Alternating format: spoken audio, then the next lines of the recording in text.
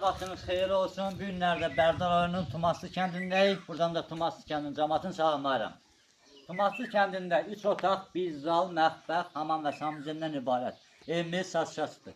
Evimizin satış qiyməti 50.000 manatdır. Razılaşma yolda var. İndi də sizə evin daxili hissəsini təqdim edirəm. Buyurun evimizin daxili hissəsini təqdim edək. Bura evimizin koridor hissəsidir. Bu hissəsində hamam və samuzel yerləşir. Bu hissəsində mətbəx yerləşir. Evimizin bu hissəsində qonaq otağı yerləşir.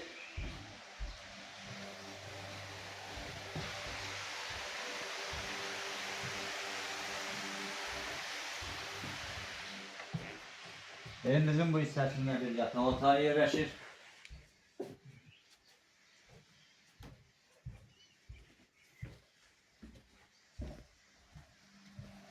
Bu hissəsində də ikinci yataq otağı yerləşir. İndi də sizlərə üçüncü yataq otağını təqdim edirəm.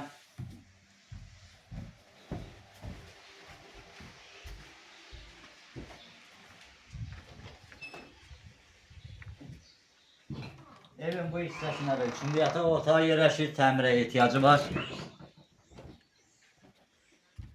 Hörmətli tamaşaçılar, indi də sizə həyət yanı məhləni təqdim edirik.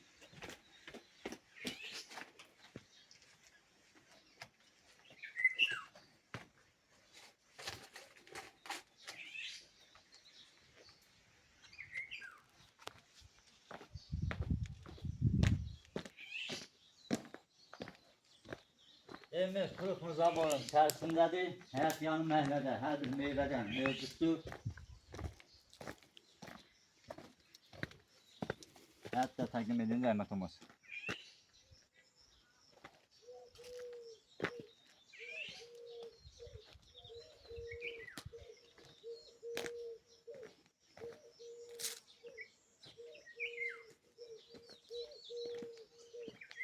Hörmətli tamaşaçılar, evimiz 50 sot torpağın içərisində yerləşir.